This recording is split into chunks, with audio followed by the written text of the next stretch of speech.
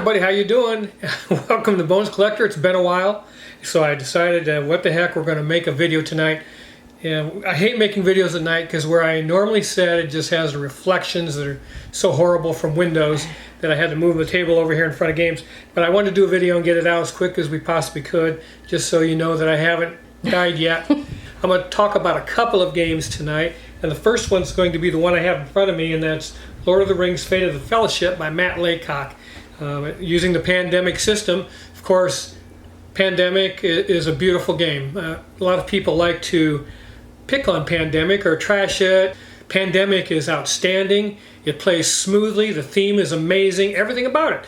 It's simple to learn and fun to play, and the thing just plays like a well-oiled machine, and Pandemic is amazing. There, I said it. My number one game of all time. Now, this uses some of the Pandemic system, of course. Matt Laycock made Pandemic, and it feels sometimes like Pandemic, but very little. And I'll talk about some of those similarities. But this game has some issues that I want to talk about, and they all have to do with the production. Now, this game costs $80, and you have to ask yourself, is this worth 80 bucks? Now, I spent $80 on it because I wanted to play it, and it's a Pandemic game that has a really fun theme, I think, and that's of course the Lord of the Rings. And I'll put this box down, but I'm going to talk about some of the production issues I have with this game that are kind of a shame. I wish they had done something with these things. But the first thing I'm going to talk about are things I really dislike, that really get in my craw for the $80 price point. And the first one is this very thin game board. That really bothered me. I thought they really cheapened the board. It's very thin. It's kind of, if you have Horrified, it's that kind of game board, very thin. Has a picture. The map is pasted on top of very thin cardboard. So the game board could have been a lot better quality, and that kind of upset me a little bit. The cardstock is very thin, and when we got the cards in the box, of course they have those paper bands around them, and they had moved around a bit, and one of the cards started to peel from that movement in the box. Wasn't bad enough to do anything to gameplay, so we did sleeve these cards just out of necessity, and I think you're going to have to do that. Even the big tarot-sized cards in the shadow deck have to be sleeved. It's just something I think you're going to have to do. Dixit Look at that. Sleeves. Yeah, and these are sleeves from Dixit, so they fit. But these cards are just very thin. I mean, ask what you're going to ask for the game. Publish it correctly. Publish it with quality. If you think the game is good, and it is good, I'll get to that. But publish it with quality, and then ask what you're going to ask for it. I don't understand publishers that want to skimp, and it just feels like that's what they did. Then the Nazgul box, and that's these dragons flying around on the board, is super thin. This should have been thick cardboard, and it's very difficult to open, so it's going to tear. You can see it's getting a crease there because you're going to try and drag that open, but these edges get caught, and it's very hard to open this box. That's going to be a problem. And these I've never seen meeples this tiny. Why bother? You should have just used cubes. We don't bother to stand them up. We just throw them on the board, whatever location they have to be spawning in. We just throw them on the board. You don't stand them up. I mean, my eyes, I can't even tell if they're standing up or not anyways. It doesn't matter. But I thought those were really a joke. That's probably the worst decision they made. I can see somebody publishing meeples for this game that are larger, at least twice this big. There's room on the spaces for them. Yes, you're going to have a lot of troops on one space. It doesn't matter. These little things they give you for the game are comical, and I hate to be negative about it, but doggone it, well, why would you bother? And then the last thing I want to talk about that's a pain in the butt is the dice get stuck in this dice tower. That is aggravating, and it happens frequently. Oh, God. So you're going to take it and shake it and try and get that die out of there. So that's a pain in the butt. And it's a bad dice tower design. Yeah. And those are the worst things about this game that drove me crazy. So what did I like about the production? I love the beautifully engraved dice. You get a bunch of search dice and some battle dice. I think you get 7 search dice, 3, 4, 5, 6, 7. That's the black ones. and the white ones here are the battle dice. They're beautifully engraved dice, very nice. The map itself, the picture that's on this thin board is beautiful. I love it. It just screams Lord of the Rings. Just an outstanding map, beautifully done. I just don't know why they went with a thin cardboard. You know, just frustrates you sometimes. Then also, as in Pandemic, which I love, and some publishers ignore this, but it has your order of play on here. Do 4+1 actions, draw 2 cards, draw shadow cards. And hand limit is 7 at all times. I mean, when you're making a board game, publishers put as much information on the board as you possibly can. They made it look pretty. It's got some, you know, picture stones around it, like a, you know, a forest, like it's in a forest or something. I mean, you can do it. And board game players need as much information at their fingertips as possible. Do not shy away from putting that on game boards as much as you can fit on there, as much as they need.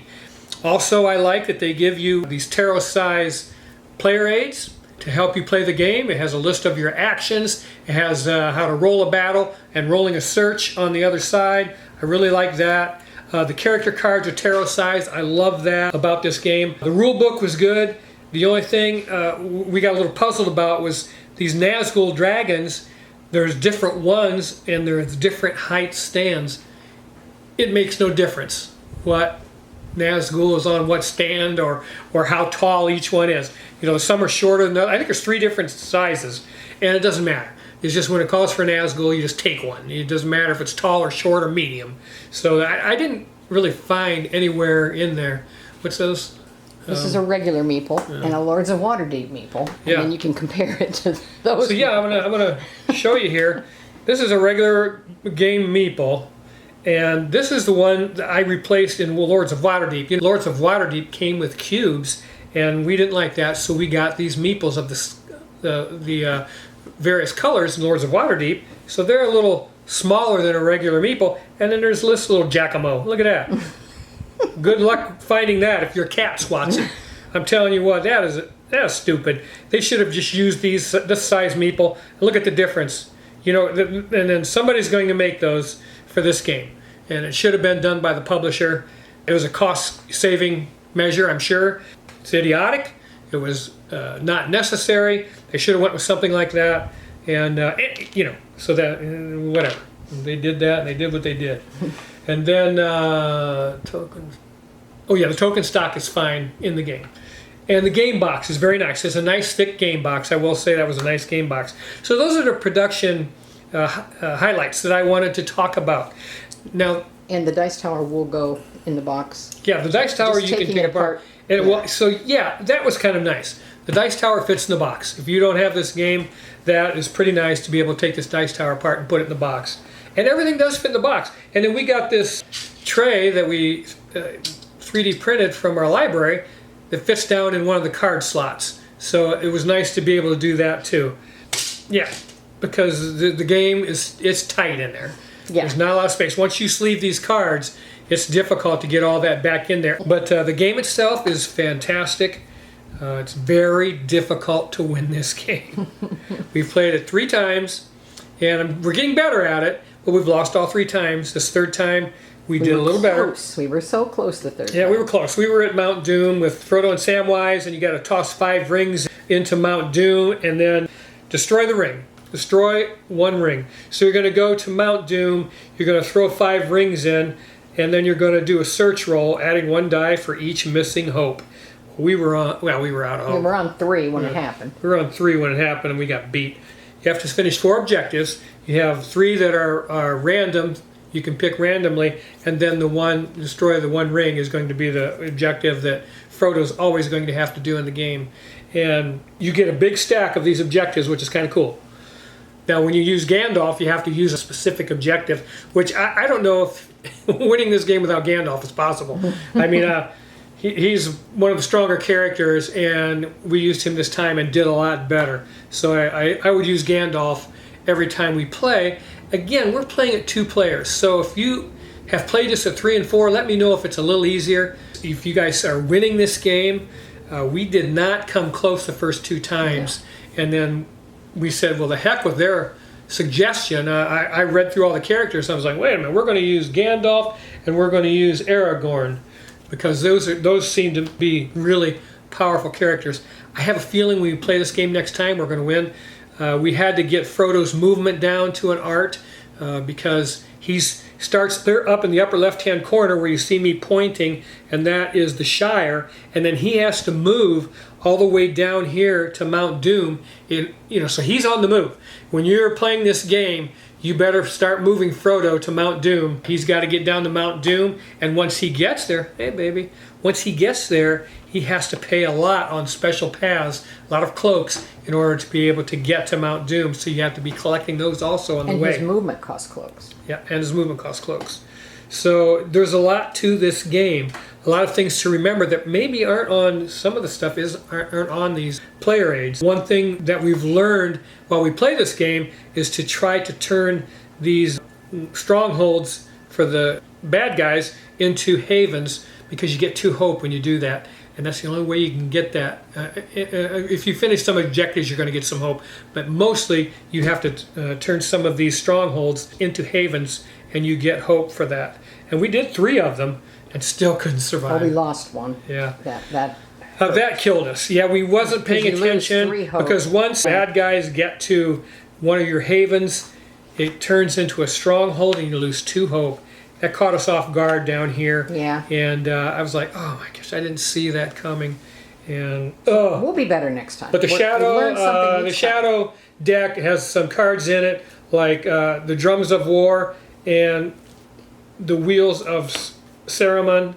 And those are 2 cards that you start with in the discard pile. They don't enter the game until the first time you draw Skies Darkened cards, like that. Yeah. Okay. Once you draw that, you're going to mix these back in, just like Pandemic. And that's one of the things like Pandemic, is you're going to, once you draw those cards, which are in Pandemic, that's what Pandemic does to you. And once you draw those, you're going to go through all these functions, and one of them is to shuffle this discard pile, put it on top of the deck, so you're going to see the cards you've just drawn again. And that always hurts when you got these, because the Drums of War add 1 shadow troop to every shadow stronghold on Mordor, which of course is where Mount Doom is. If you're towards the end of the game, that comes up, it's just going to hurt really badly when you see that. And then the way this functions is it depends on whether this flag is at the top or the bottom. You can see the top, and then when you're resolving this shadow card, if it's at the top, you're going to resolve the top. If it's at the bottom like that, you're going to resolve the bottom. And that's the way this deck works. And there's a lot of these cards. A lot of characters to play. You have a track at the top, just like Pandemic. The threat rate is going to go up. You start at 2 at the beginning of the game, so you're going to draw 2 cards on every turn of the shadow deck, and then it goes 3 and 4, and then ultimately 5. I can't imagine this at 4. 3. 4 threat rate. I mean, 3 was very difficult. And again, we're playing a 2-player, so I don't know if that's going to make it a little easier having a higher player count. I don't know. We haven't been able to do that. But I like the game.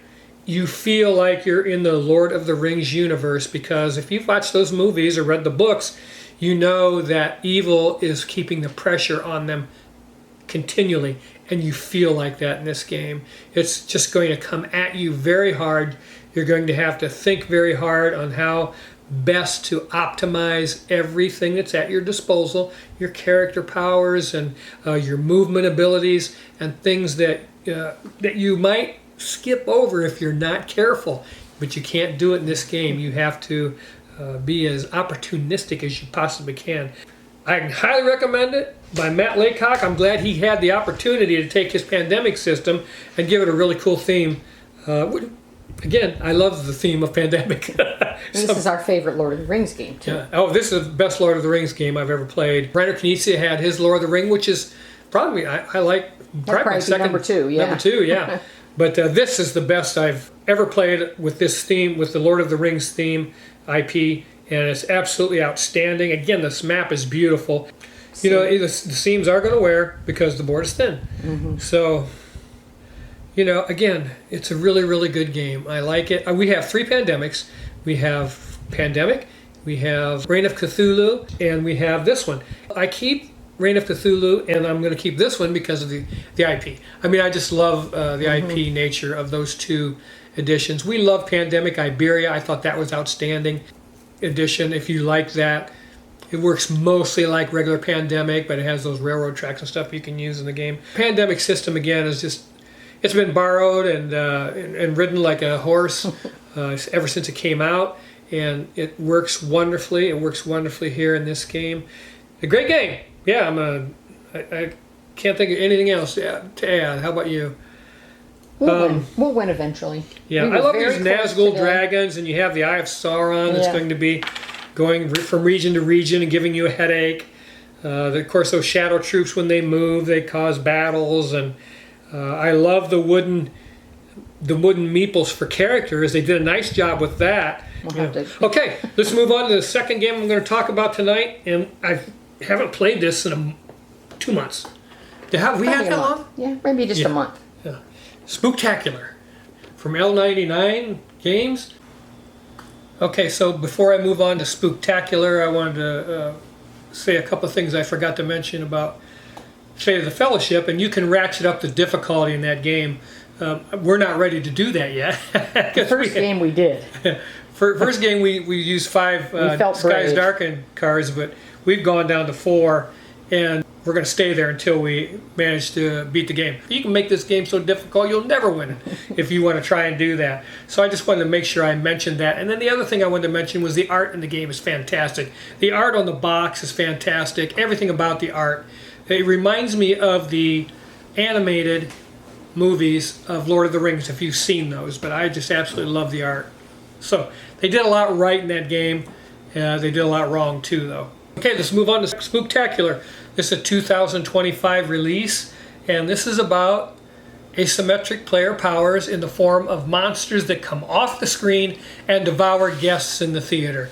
And every monster plays differently from all the others. I think you get 20 of them in here, and it's so much fun because they're so unique and different in the way that they play. And once all the tickets are gone, the movie tickets are gone, or somebody scores 50 points, that triggers the end of the game, and you have a scoring track on the board. The publishing in this game is fantastic. This is the type of thick board that should have been in Pandemic. Fate of the Fellowship, I wish they had done a board like this. This is really nice, and that's the theater. If you guys have played this game, I'm telling you something that you already know. It's a fantastic, fun game, and I'm always looking for games to play at Halloween that aren't overly complex or horrific in nature, gross in nature. This is right up our alley, and everything they did in this game, I love. This big thick deck of cards, all linen card stock. The 20 monster sheets that you get are all linen card stock. Very nicely done. I mean, just really, really cool stuff. Meet the Wolf Pack, Screaming Eagle, Hell Chef Party, or Hell Party Chef, I don't know what that is. Lantern Glow 2, Revenge of the Angler. These are movies. Night Slayer, Mask of the Outlander, and various other monsters that are in this game. And then each sheet will tell you how each one of these monsters plays and the things you can do. And they're completely different than the other people playing the game. So it's very, very much fun. Now, I've played other games that have asymmetric player powers like this. This is the best one I've ever played. I really like this. Because your powers are right there. You don't have to memorize everything's right in front of you. A whole sheet of powers. Yeah, very cool. And then you got token stock that comes with the game, a bunch of tokens. And then you have all these wooden monster meeples that you're going to use during the game. Some of your monster characters may have more than one, and you may have some tokens you're going to utilize during the game. And then you also have all these meeples that should have been in Fate of the Fellowship. Yeah. They're about the size of those. They're small, but they should be, yes. Yes, the size of those Lords of the Waterdeep meeples that we replaced. And then, a bag that is printed with Spooktacular. But yeah, I could highly recommend this game. Lori and I have played this. We've played quite a few times. It's in the lid. Yeah. 4 times. We played this game 4 times. And we've used different monsters each time. and I enjoy doing that because there's a lot. Like I say, there's 20, so you're going to try to get through them and play all the monsters in the box eventually, and it's fun to do that. But it's an outstanding board game. I was glad that we were able to pre-order this and pick it up because I wanted to have it for Halloween, and it's in my Halloween lineup now. I absolutely love it. It has a nice solo mode where you use this Kiltron character. Or you can add the Kiltron character to a 2-player game. Yes, and it has 3 decks of cards that you utilize when you're using Kiltron. So I don't think you use the monster sheet when you do the solo. You don't. So you're going to use 3 decks of cards when you use that solo character. But yeah, just an outstanding board game. Okay. Is that where it goes? Yeah, because it holds them from falling out. Oh, okay. But I wanted to tell you guys about this game. Again, I haven't played it for a couple of months, so I can't get too specific about it. But that's basically what it's all about. I hate using the word basically. Yeah, that's gives you an idea about what this game plays like, and it's a lot of fun. I can tell you that. And it played well at 2. Yeah, yeah, it plays well too. You block off a couple rooms, I think. We're going to keep it and make it part of our Oktoberfest when we play board games, because I have a whole list of board games that I use for October, and this is definitely one of our lighter favorite games to play during Halloween. So yeah, we're glad we picked this up. It was a really, really nice game by L99 Games. It says 40-minute playtime, 1 to 5 players, 14 and up. I don't know, 12-year-old could play it if you're smart. 45 minutes is probably pretty close. Yeah, that was pretty accurate. But we enjoy it. And you're running around the theater trying to devour and move these guests around to score points, because you can score points during the game, not just the tickets that you happen to take, but you're going to devour guests, and once you have, I think, one of every color of guests, you can turn it in for a ticket, which are face down. They have different point values on the back, and then after the game end triggers, you're going to flip those over. Yeah, and you're not allowed to look at your tickets until the end of the game. So you don't know what you got. Yeah. But it's a lot of fun. Yeah, the art is outstanding in it, and you can see it on the side of a box, and just some cool stuff in this game. We really enjoyed it. I wanted to tell you about these 2 games, you guys. I know I haven't been on the air for a little bit or on YouTube, and I retired, and I've got a lot of things I've been doing, and we took a vacation, went up to Ohio, and saw our daughter and her family, and my sister and her family, and I've been busy, and I retired February 1st, and gained like 30 pounds in the first 6 months, so I had to reevaluate the things I've been doing. So I've been doing a lot of every day 10,000 steps to try to get myself under control here, because I had a very active job, and now I'm not working. I'm working, but not working employment-wise. But hey, I'm glad to be bringing these 2 games to you guys. These are games, again, that I can recommend to you that you can play. Spooktacular is a lighter game, again, with 20 asymmetric monsters that you can play during the game. And then this game is very, very difficult to win. When you play Fate of the Fellowship, you can't be in a hurry. I mean, this is going to take you 90 minutes, even a 2-player. I mean, you can't be in a hurry. You have to think about what you're doing. I like that. Again, it's because it gives you that feeling of the pressure that Frodo and all his friends felt as they were trying to get to Mount Doom and drop that ring in. But if you watch the films or read the book, you know what I'm talking about. And this absolutely mimics that feeling, that theme, while you're playing this game. So you want to take your time while you're playing it and make sure that you're using everything at your disposal to do the best you can. I'm glad to have brought these to you. I hope you enjoy them. If you've played them, let me know what you think of them. Have you been winning Fate of the Fellowship? Have you played Spooktacular? Let me know, and let me know what you think about them. New games that have come out this year. I'm going to do a top 10 for 2025 here shortly.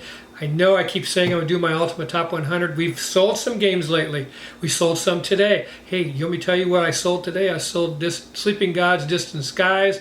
I sold Deep Regrets, and I sold Flock Together. Flock Together. Yeah, moved those games on, and we're going to try and sell about 50 more, I think, to try to get down to the 150 mark. I'm going to take a second to talk about this. I told Lori, we've talked about it, and we want to be able to play a game and just pick one of our board games and play it. Here's the thing. You're not going to be able to teach 600 board games. You're not going to be able to know 600 board games so well that when you get it out and play it, you're going to play an optimized game, because nobody can retain all of that. That's our problem, is we can't remember the strategy behind all these games. And so for us, 125 to 150 games, this size I'm talking about. So we still have all those little games that we keep, so you still end up with 200 games. Yeah. I mean, even if you've only got 150 this size. But I want to encourage all of you to make sure you don't box yourself in to the point where you're not having fun with this hobby. I'm probably the only one on YouTube that'll tell you to stop buying board games. Decide on what a number is for you and try to stick to that, so that you can just take a look at your library of games and say, I want to play that tonight, or I want to play that. Or in my opinion, if you want to have fun with a game, you have to know how to play it. And some games get very complex. This game right here, I think, takes 5 plays. It's one of those games. It takes 5 plays to get those nuances down that are going to help you win, because you want to win. I mean, you're going to get beat in this game even when you do get good at it. And that's good, because you want to lose once in a while. But the first and second time we played this game, I felt like I still wasn't grasping everything that there was. And then the third time now, I felt quite a bit better about it. But I want to play it a 4th and 5th time, and I know that 5th time, that's a sweet spot for me. Once I've played a game that's difficult or complex 5 times, I feel like I've really looked into everything that there is in the game, and I feel like I can set the game up and play it and tell people how to play it and teach it. Even though I've only played this 3 times, and we've lost all 3 times, I'm not as good at this game as I feel like we can be. But hey, I just wanted to say that. Don't overwhelm yourself with a lot of board games, because I think you'll end up not liking the hobby if you have too much on your plate. That's enough of that. Hey, I love every one of you. Thanks for watching The Bones Collector. I'll see you the next time. I hope wherever you're at, whatever you're doing, you find time to play a board game today. And these are 2 that I can recommend to you. I'll see you the next time here on The Bones Collector. Bye-bye.